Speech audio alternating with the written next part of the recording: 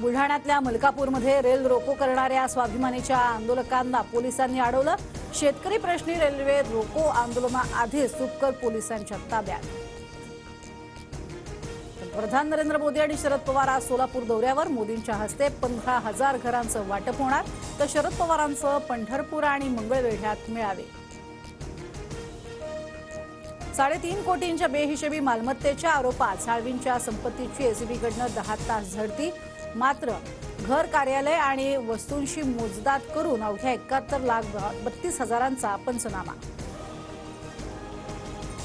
एसीबीनं पंचनाम्यात घरातले पडदे, पातेलं, पाण्याच्या हंड्यांसह देवघराचीही किंमत धरली। मात्र माझ्यावरच्या कर्जाचा उल्लेख वगळला। झडतीनंतर ठाकरे गटाचे आमदार राजन साळवी यांची प्रतिक्रिया।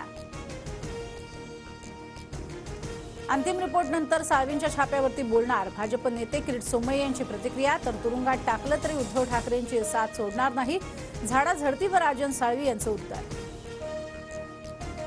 मुंबईतील ठाकरे गटाच्या सूरज चव्हाणांना 22 जानेवारीपर्यंत ईडी कोठडी।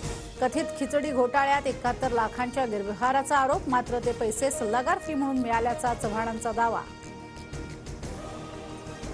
दावोस दौऱ्यावर सध्या मुख्यमंत्र्यांना थंड हवा घेऊ द्या, कुठे कसा गैरव्यवहार झाला त्यावरनं ते परत आल्यावर वातावरण गरम करू, आदित्य ठाकरेंचा इशारा।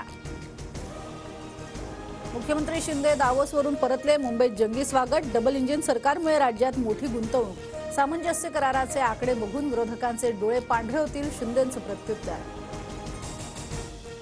सरकारची मनोज जरांगेंसोबतची चर्चा निष्फळ। मुंबई मोर्चावरती जरांगे ठाम, कुणबी नोंदी सापडूनही प्रमाणपत्र मिळत नसल्याचा जरांगेंचा दावा।